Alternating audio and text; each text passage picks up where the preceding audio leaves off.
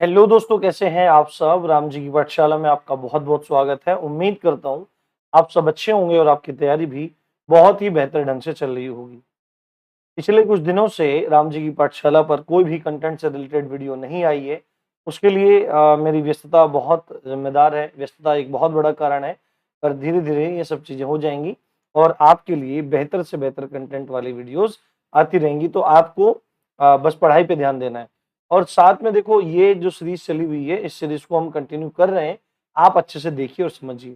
आज मौर्य काल और अशोक से संबंधित हम बहुत इंपॉर्टेंट बातें करने वाले हैं।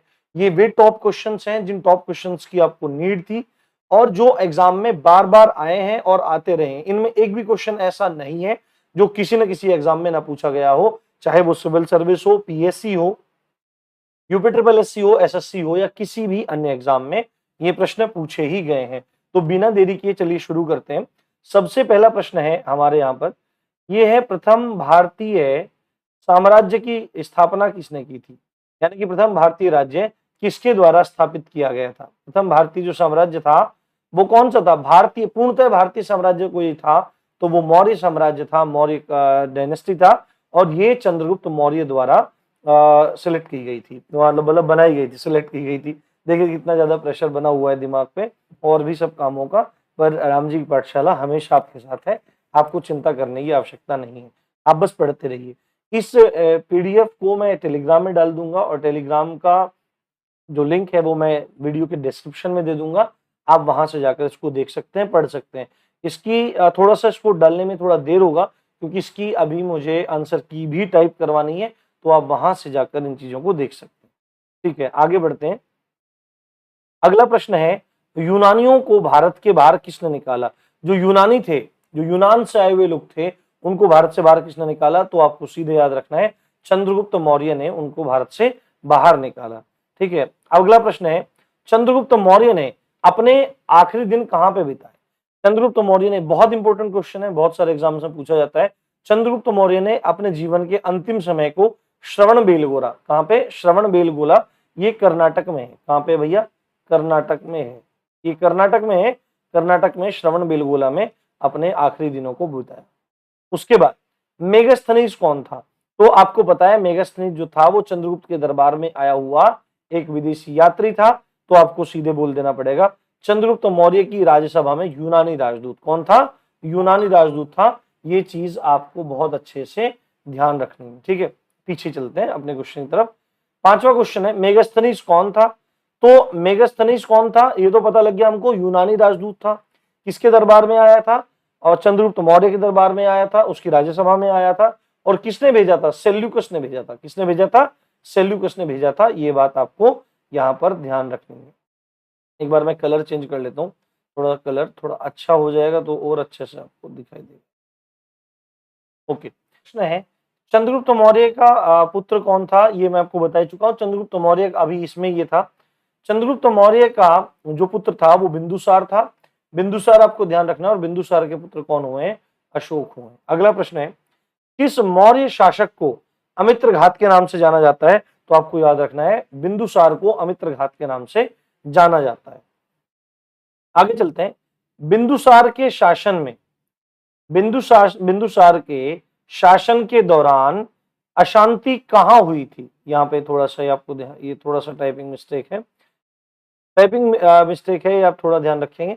अशांति कहां हुई थी, तो तक्षशिला में हुई थी। ये आपको ध्यान रखना है, तक्षशिला में हुई थी, आपको ध्यान रखना है। बिंदुसार के पुत्र कौन थे, बिंदुसार के पुत्र थे अशोक। ये आपको ध्यान रखना है। यानी कि चंद्रगुप्त मौर्य, चंद्रगुप्त के पुत्र हुए हैं कौन, बिंदुसार, और बिंदुसार के हुए हैं अशोक। ये आपको ध्यान रखना है। अगला प्रश्न है 10वां, वह शासक कौन था जिसने राज सिंहासन पर बैठने के लिए अपने भाई सुसीम की हत्या कर दी थी। तो अशोक के भाई थे सुसीम, और उन्होंने मगध की राजगद्दी पर बैठने के लिए अपने भाई सुसीम की हत्या कर दी थी। ये बात आपको ध्यान रखनी।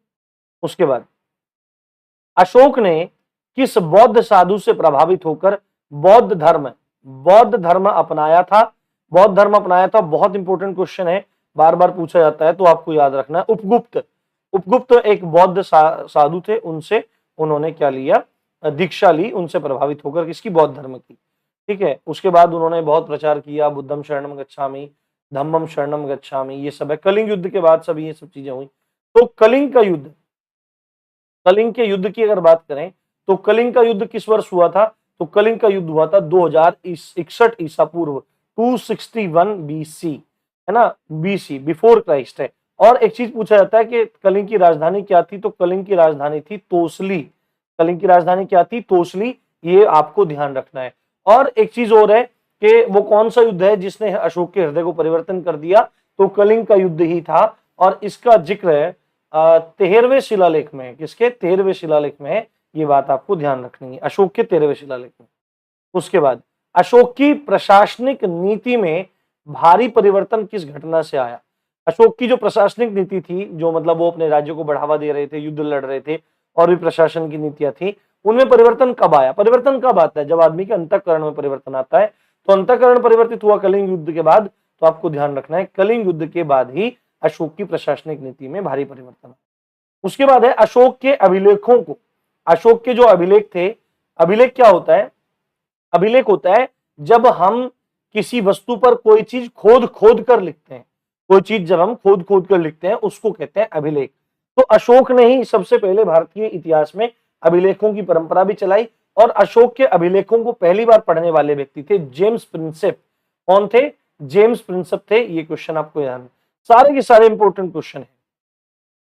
अगला प्रश्न है, अभिलेखों में किस शासन का उल्लेख, किस शासक का उल्लेख प्रियदर्शी एवं देवानाम प्रिय, देवानाम प्रिय और प्रियदर्शी के नाम से आता है? तो अशोक का नाम आता है। देवानाम प्रियदर्शी भी कहते हैं, देवानाम प्रिय भी कहते हैं, और देवानाम प्रियदर्शी और खाली प्रियदर्शी भी कहते हैं। तो दोनों नामों का प्रयोग किसके लिए हुआ है? दोनों नामों का प्रयोग हुआ है अशोक के लिए।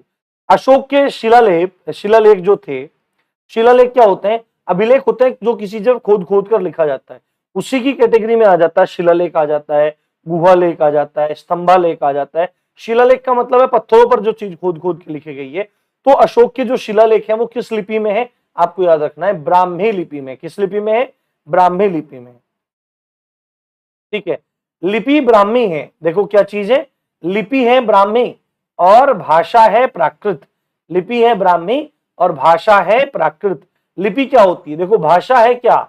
भाषा है हिंदी और लिपि है देवनागरी। समझ में आ रही है बात?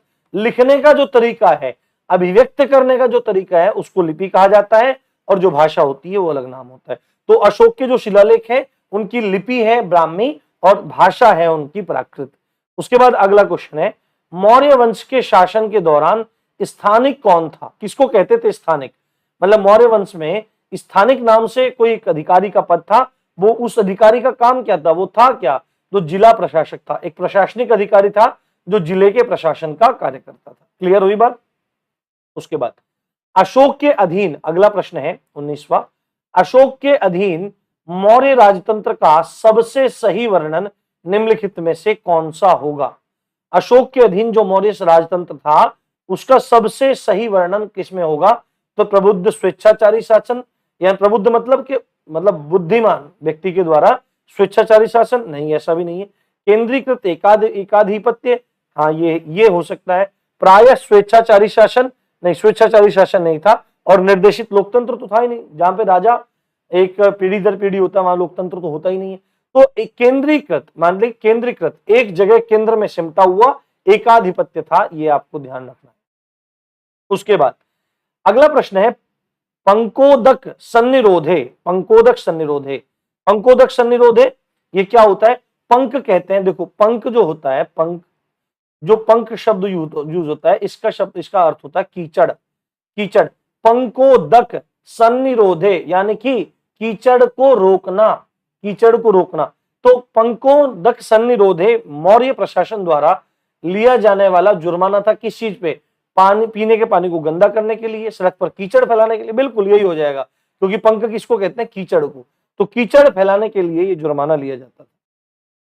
उसके बाद मौर्य काल में शिक्षा का सर्वाधिक प्रसिद्ध केंद्र था, सोचने की जरूरत नहीं है, सीधे तक्षशिला। तक्षशिला, ठीक है, ये आपको ध्यान रखना है। आचार्य भी कहां से थे? आचार्य चाणक्य भी तक्षशिला से ही थे। मौर्य वंश का अंतिम शासक कौन था? तो बृहद्रथ था। ये आपको ध्यान रखना है। बृहद्रथ अंतिम शासक था। अगला प्रश्न है, कौटिल्य का अर्थशास्त्र है एक क्या? अब लोग समझते हैं कि अर्थशास्त्र है, ये आधा है, अर्थशास्त्र है, अर्थशास्त्र तो लोग सोचते हैं कि इकोनॉमी से रिलेटेड बात होगी, बट इसमें क्या है, राजतंत्र से, राजनीति संबंधित बात है, यानी शासन के सिद्धांतों की पुस्तक है यह। उसके बाद अगला क्वेश्चन है, बिंबिसार के समय में मगध की राजधानी कौन सी थी? तो बिंबिसार के समय मगध की राजधानी थी राजगृह। क्या थी? राजगृह।